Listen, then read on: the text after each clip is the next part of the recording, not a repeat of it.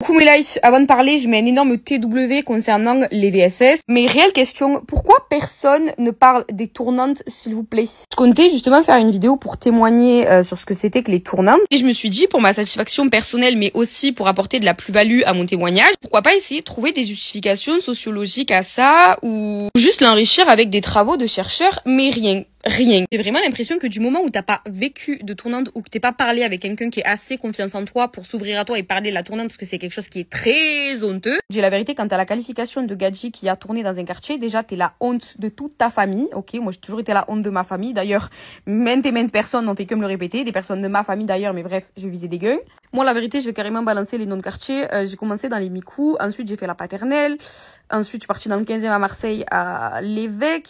Ensuite, qu'est-ce que j'ai foutu aussi? Waouh, la Busserine aussi, c'était trash. Oh mon Dieu. Pouah, la Busserine, c'était quelque chose. Je vous dis que c'est des V, mais vous n'avez même pas idée de comment ça se passe. En fait, tant que vous l'avez pas vécu, vous n'avez même pas idée du niveau de violence que c'est. Je vous jure que, vous voyez là, mon top 3 de trauma que je vous avais raconté et tout, sur la soirée et tout. Je me suis levée 5 fois dans la même soirée, à coup de... Bref.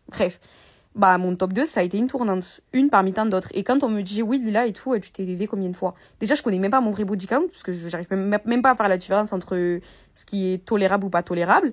Mais surtout, je peux même pas compter mon nombre de V, parce que en une tournante, bah, il y a je sais pas combien de mecs. Du coup, genre, tu peux même pas savoir. Du coup, genre, rien que le nombre de tournantes, je sais pas. Alors, le nombre de mecs, encore moins. Alors, le nombre de V, encore moins. Genre, c'est... Ouais, c'est quelque chose. Le dernier témoignage que j'ai trouvé en tapant sur internet, il date de 2012. 2012. Et ça se passe tous les jours. Pour ceux qui savent pas d'ailleurs, c'est des V collectifs qui se passent dans des caves ou dans des espèces de locaux où ils découpent les barrettes. Aussi dans les cages d'escalier. Vous voyez là, tout ce que je dis, c'est pas seulement que dans les caves, il y a aussi plein d'autres endroits genre où ça se passe. Mais en fait, c'est pas dit. C'est pas dit parce que bah personne s'y intéresse, j'ai l'impression. Ça fait bientôt 3 ans que je baigne dans le militantisme, que ce soit genre mon cercle d'amis proches, que ce soit bah, mes centres d'intérêt, ou même dans mes études. Enfin, j'étudie quand même la politique et j'ai envie de dire les études de sciences politiques, elles sont quand même assez centralisées à gauche. Mais rien, personne n'en parle. Et puis même le milieu féministe, rien. J'ai trouvé 2-3 ouvrages, mais il y en a un que j'ai acheté d'ailleurs, je me suis dit vas-y, je commence la moitié, si je vois que c'est de la... J'arrête. De Laurent Muccellini, Le scandale des tournantes, dérive médiatique et contre-enquête sociologique. Il y a un autre article qui est gratuit, je vais vous le montrer. Je vous le mets si vous voulez en lien en story IG. C'est un article de Percé, les violences et ses avatars dans les quartiers sensibles. Et le problème avec ces articles, après je vais arrêter parce que vraiment ça me gave, c'est qu'ils vont vite faire l'amalgame entre causalité et corrélation. Frère, c'est un truc, tu apprends ça en SES en seconde. En fait, ils vont considérer que l'islam et l'immigration jouent un rôle important dans les tournantes alors que absolument pas du tout. C'est plus la précarité, l'accumulation des stigmatisations des jeunes dans les quartiers qui font que bah ils ont une tolérance beaucoup plus élevée à la violence et qu'ils en arrivent à commettre des horreurs pareilles. Bon, enfin bref, dites-moi si vous avez des articles, des ouvrages, tout ce que vous voulez qui parlent de ça, parce que bah voilà, personne n'en parle, j'ai envie de dire. Et c'est pour ça d'ailleurs à titre personnel qu'au début j'avais vraiment du mal avec toute la sphère militante à l'époque où je traînais encore dans les quartiers, et à l'époque où j'étais très jeune, avant de devenir une transclasse, parce que oui, je suis une transclasse, vous connaissez pas mon passé.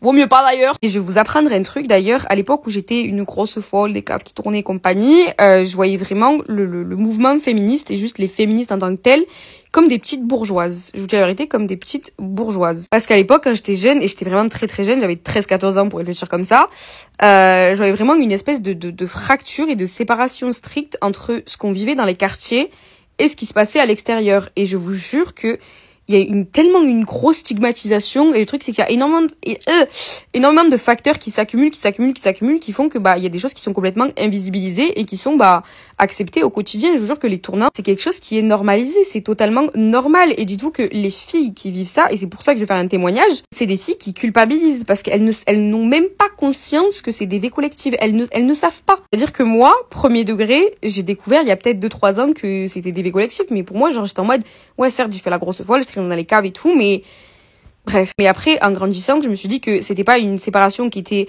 voulue de la part des féministes, mais c'était quelque chose qui se mettait en place par rapport à la différence de capital culturel qu'il y avait entre les deux. Dans le sens où, à partir du moment où t'es féministe et que t'es intégré au militantisme, c'est que t'as un minimum de bagage intellectuel, de conscience de classe, de conscience de ses droits, etc. Et pour moi, ça, c'était genre complètement lointain. Bon bref, ça me dégue un peu. Déjà rien que le fait que le peu d'articles qu'il y a ont été écrits par des hommes, conçus par des hommes, souvent blancs, voilà, à faire des big mélanges, des whippinages pro. Tomber sur un article, frère, radicalisation islamiste par tournante. Mais c'est lunaire, c'est vraiment lunaire. Il y a aucun rapport, il y a aucun lien, rien. Enfin bref, j'ai essayé d'en faire une vidéo, de témoigner.